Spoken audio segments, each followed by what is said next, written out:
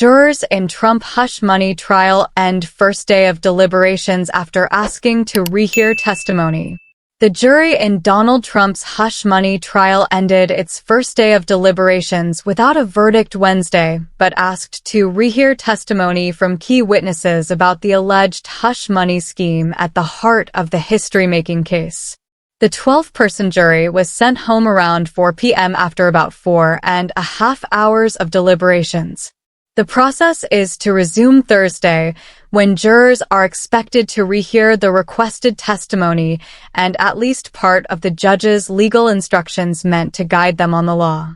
The notes sent to the judge with the requests were the first burst of communication with the court after the panel of 7 men and 5 women was sent to a private room just before 11:30 a.m. to begin weighing a verdict.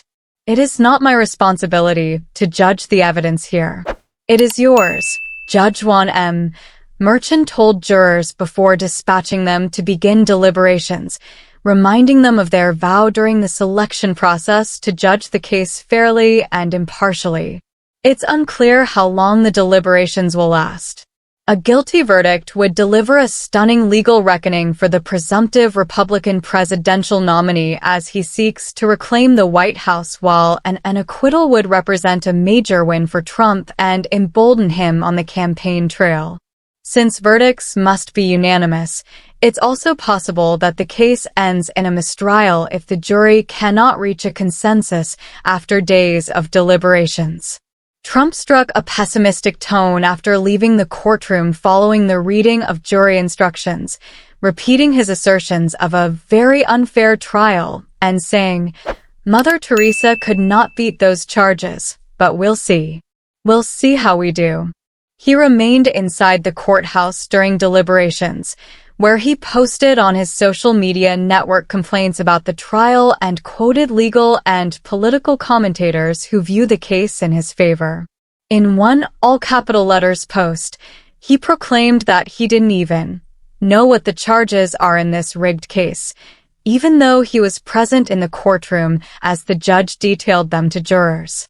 He did not testify in his own defense, something the judge told jurors they could not take into account.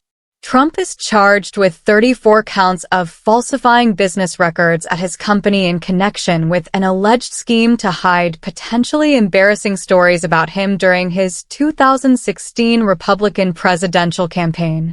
The charge, a felony, arises from reimbursements paid to then-Trump lawyer Michael Cohen after he made a $130,000 hush money payment to porn actor Stormy Daniels to silence her claims that she and Trump had sex in 2006.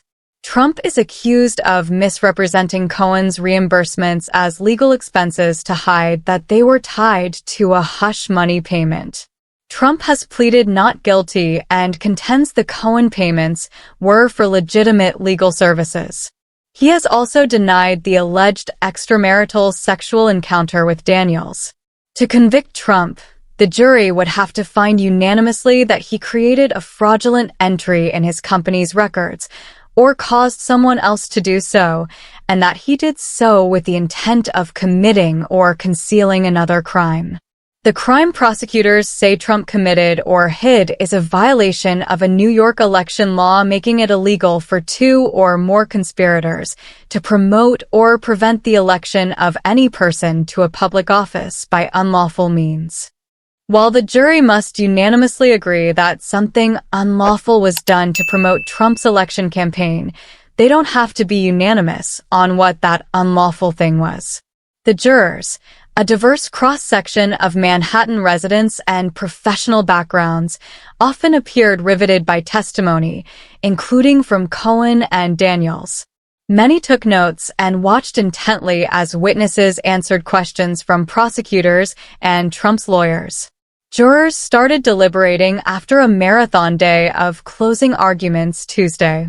A prosecutor spoke for more than 5 hours, underscoring the burden the district attorney's office faces in needing to establish Trump's guilt beyond a reasonable doubt. The Trump team need not establish his innocence to avoid a conviction, but must instead bank on at least one juror finding that prosecutors have not sufficiently proved their case.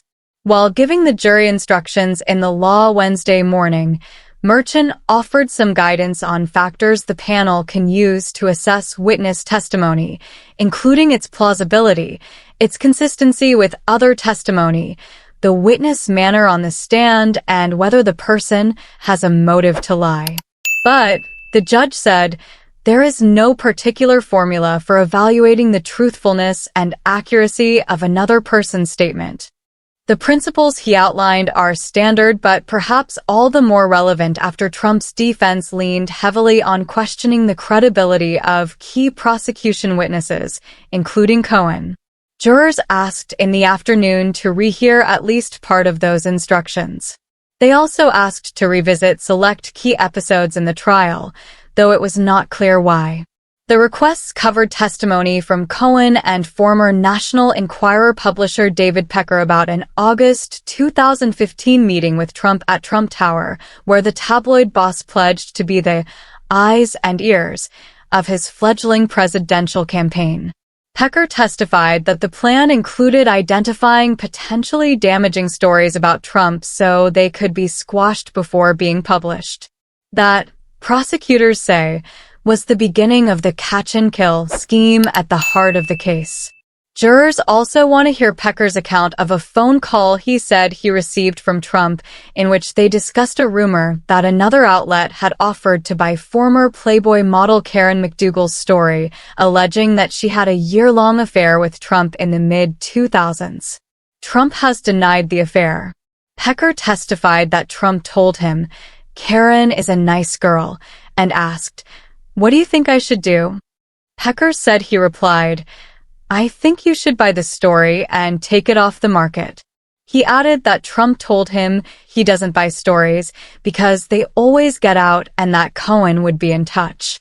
The publisher said he came away from the conversation thinking Trump was aware of the specifics of McDougal's claims. Pecker said he believed the story was true and would have been embarrassing to Trump and his campaign if it were made public.